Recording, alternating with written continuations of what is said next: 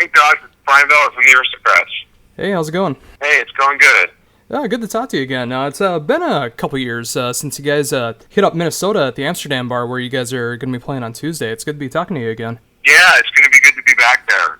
We had a good show there last time. Absolutely, and I think it should be a good show as well this time around. Yeah, that's what we're going for. You know, we're touring our new album, Caballeros, and we've been on the road now. We've got 10 shows under our belt, and I think we know what we're doing. Oh, absolutely. And I gotta say, I really am digging the new album. I'm really digging the vibe of the whole thing that you guys are going for with the whole southern touch to it. Well, you know, that was pretty unintentional, I have to say.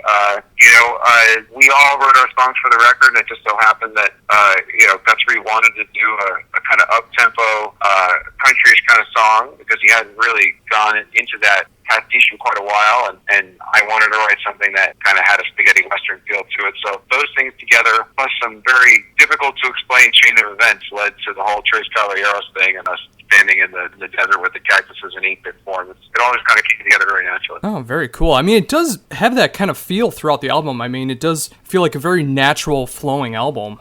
Well, I think we're all a big believer in the idea of albums. I know that's kind of an old-fashioned thing these days with people streaming their playlists on Spotify and all that stuff, but we all grew up listening to classic albums as albums. So I think it was important to all of us that the album worked as a whole, as an album. So I'm glad it's landing that way for those who listen to it that way. Absolutely. I mean, I don't even have a Spotify account. I love being able to own the albums that I'm listening to, and I love listening to them from the first track all the way through the end, the way that an album should be done. And it's definitely one of those albums that can be done that way.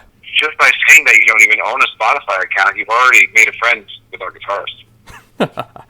Oh, that's awesome. Yeah, it's just streaming music is cool, but it's just like being able to own a physical CD, or if it only comes out in MP3 form, being able to own the MP3s and just listening to them wherever I want to without having to stream it, and just being able to say that I bought an album feels so much better than being able to say, oh, I streamed this album on Spotify. Yeah. It's a different listening experience, and one that we encourage. Oh, absolutely. I noticed with the new album, with it being so flowing and natural, was it a hard album to put together, or did it come together as natural as it feels? No, it came together naturally. We all wrote our songs and exchanged demos, and then they seemed to work as a collection of songs on an album without much effort. We all kind of went to a place where, we're pretty comfortable with each other now. We know when we write for each other, what each other can do. So that's already a bit different than certainly the first album, and more so than the second album, because we just had that much more experience with each other. So the idea that it came together naturally is probably not an accident, because we've done a lot of work in that way to kind of make it work. No, very much so. I mean, once you get a few albums in, starting a new band, I mean, it really does start to have that natural feel if everyone in the band is into it, and it definitely sounds like all three of you guys are into it and loving what you're doing, and it's definitely coming through well. Yeah, great. Thanks. I appreciate it. Hopefully that will continue. No, very much so. You guys are a few days into the touring for the new album. How's that been going so far? Really good so far. We just did Denver last night, and that was a pretty packed house, and we got to play some places that we've never been before, like Portland. We'd never done a show there before. Salt Lake City, Boise, Idaho. We'd never done shows there before. Vancouver, Canada. That was great. A ton of people came up to that one. So things are going good, and we're learning things about the live music, the way it translates live, and the live set, and we just kind of keep on going. Oh, very cool. So is the new album going over well in the live aspect, as far as like the audience and playing it live? We think so. No one's thrown fruit at us yet. The tour is young. It still might happen, but people seem to like the new material, and I think it's working live. It is different than the original the first two albums, because there's more layers and overdubbing that we did on this record, so we have to kind of choose our spots carefully, really, especially Guthrie has to choose his spots carefully.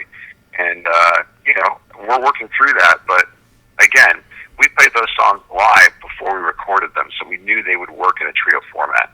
So the stuff that we put on record in terms of overdubs is kind of like icing on the cake.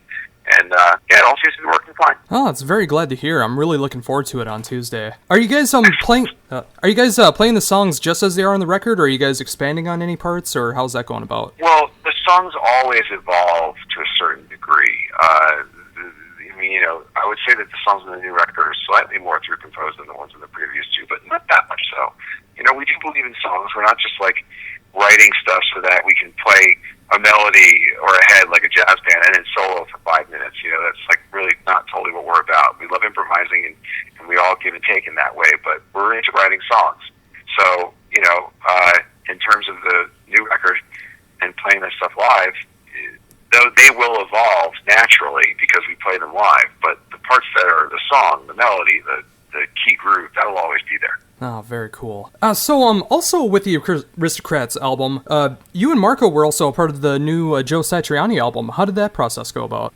Well, it was great. They brought Marco and I to Skywalker Sound, a beautiful recording studio up in, Northern California, north of San Francisco, and we just set up camp for 6-7 days in a gigantic room, and just played the stuff live. I mean, you know, we were getting live takes, for the most part, and the songs really aren't that complicated, but that doesn't mean that there's not sophistication that goes into recording music like that. You know, sometimes the simplest music is the hardest to record. So we did what we needed to do, and everybody had a good time, and now Joe's new record, Shockwave Supernova, is going to come out this month, and hopefully everybody likes that as well. Oh, very much so. I just got the promo for that a few days ago. I haven't been able to fully digest it yet, since I've only been able to listen to it about once or twice so far. But Supernova? Yeah, cool. I'm glad you dig it. I mean, you know, Joe Satriani has been an artist for 25 years, and he knows what he's doing. He knows what his sound is. And, I think that Marco and I, being on the record, brings another dimension to it. You know, we are who we are, and we bring what we bring. But at the end of the day, it's a Joe Satriani record. And so, Joe's doing it for his musical vision, his fans, and his audience.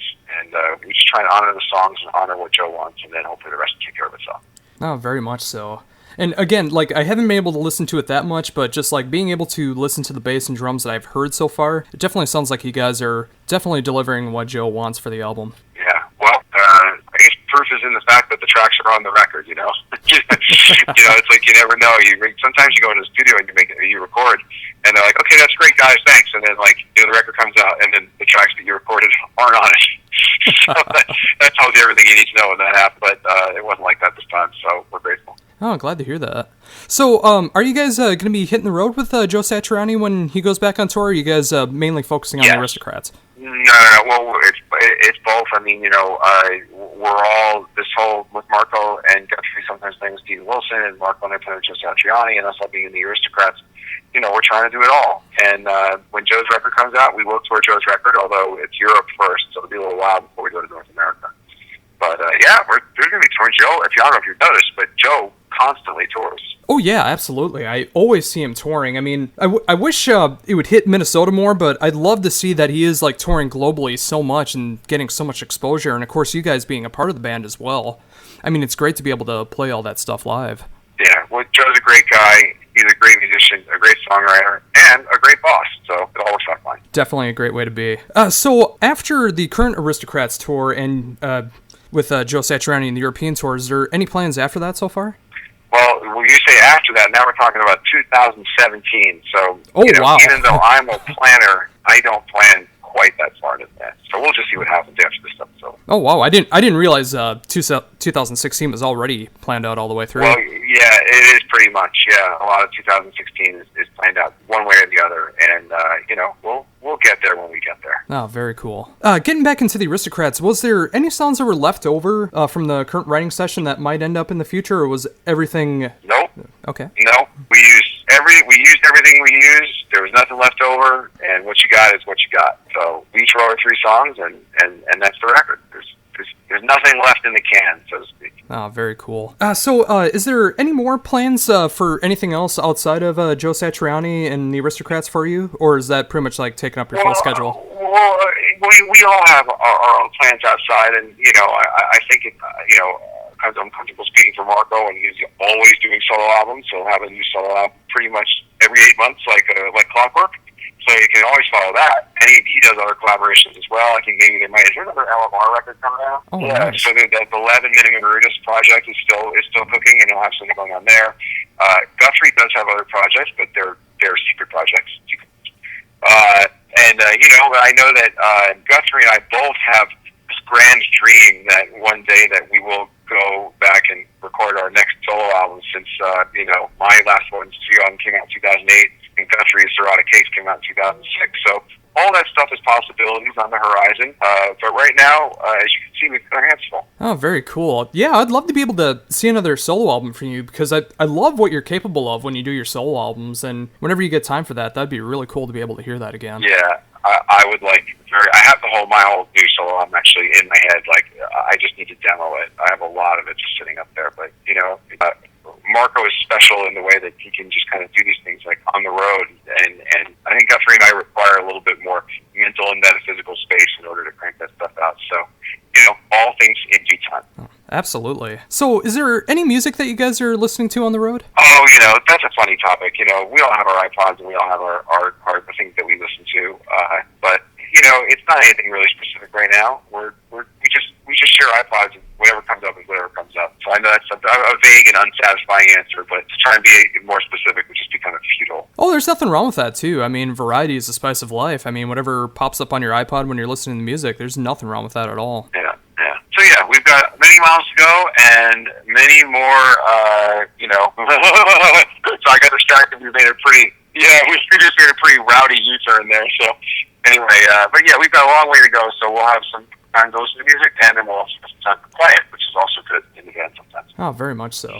Well, thank you for taking the time to do this interview. It's a tremendous honor to be able to talk to you again. Thank you very much for having us. We appreciate it. Oh, not a problem. Before we wrap things up, is there anything else you'd like to mention that I haven't brought up yet? Well, just that, you know, you can get our new album, Caballeros, if you check out our website at the-aristocrats-band.com. You know, we've got a special deluxe edition there. You know, we've got the regular record, which of course you can get anywhere, you know, Amazon, iTunes, and even our own site.